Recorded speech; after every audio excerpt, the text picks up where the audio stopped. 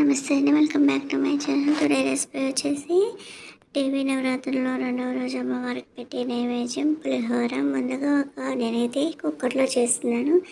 Pressure cooker తీసుకొని అందులోకి ఒక గ్లాస్ రైస్ వేసుకొని 2-3 సార్లు శుభ్రంగా కడిగి ఒక గ్లాస్ రైస్కి 2 కప్పుల వాటర్ వేసుకొని పావు టీ స్పూన్ పసుపు, పావు teaspoon salt, 1 teaspoon oil వేసేసుకొని వీటన్నిటిని స్పూన్తో కానీ గరిటెతో కానీ బాగా మిక్స్ చేసుకున్నాం. అంటే కలుపుకొని మూత పెట్టేసి మీడియం ఫ్లేమ్లో 3 విజిల్స్ రానిద్దాము. సో చూసారు కదా, ఇలా అంతా కలుపుకొని మూత పెట్టి 3 విజిల్స్ రానిద్దాము.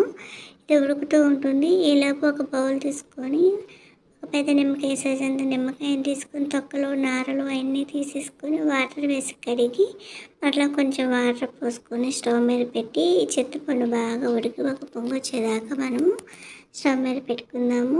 ఇది కూడా ఉడికింది. దీన్ని పక్కన పెట్టేసుకొని అదే స్టవ్ మీద ఒక ప్యాన్ పెట్టుకొని ఒక పావు టీ స్పూన్ మెంతులు, పావు టీ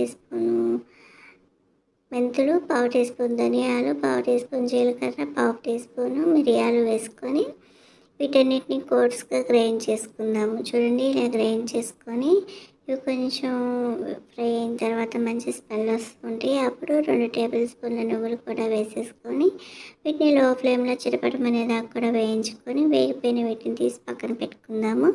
అప్పుడు విజిల్స్ వచ్చినాక ఆవిరిపోయినాక మూత చూపిస్తాం. పులిహోరకి రైస్ మనకు రెడీ అయిపోయింది.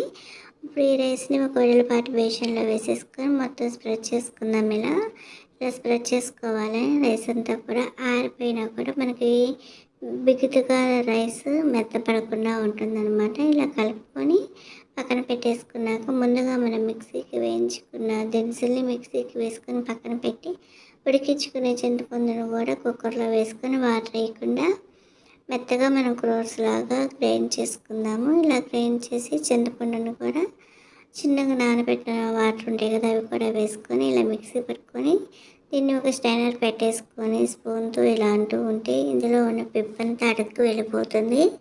పేస్ట్ అనేది పైనే ఉంటుంది అన్నమాట. అమ్మవారి నైవేద్యం చాలా గుళ్ళో పెట్టే ప్రసాదంలో చాలా కమ్మగా ఉంటుంది. ఒకసారి మా స్టైల్లో చేయండి. ఇప్పుడు ఇలా అంతా అంటూ ఉండైతే ఇందులో ఉన్న పిప్పంతా కూడా పైన ఉంటుంది, గుజ్జు అడుక్కు వెళ్ళిపోతుంది. చూడండి, ఇలా వచ్చేస్తుంది కదా. పిప్పి కూడా చాలా కొంచెం ఉంటుందన్నమాట.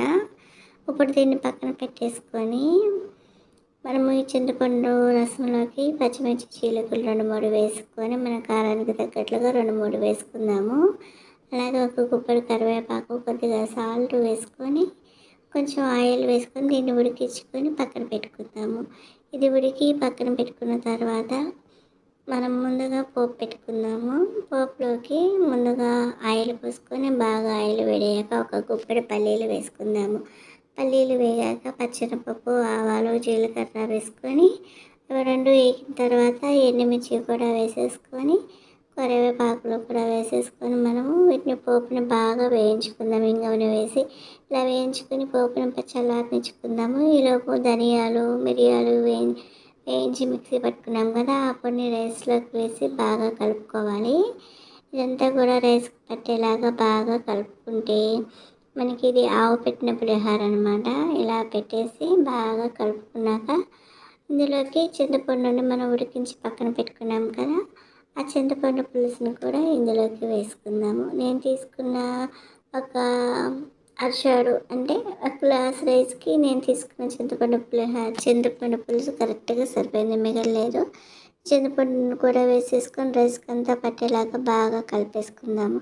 ఇలా కలిపేసుకున్నాక లాస్ట్లో మనం పోపు వేసుకున్నాం కదా, ఆ పోపు కూడా చల్లారిపోయిన తర్వాత ఇందులో వేసుకుందాం. మీకు కావాలి అంటే పోపులో చిన్న బెల్లం ముక్క వేసుకున్నా కూడా ఈ పులిహోర టేస్ట్ చాలా బాగుంటుంది.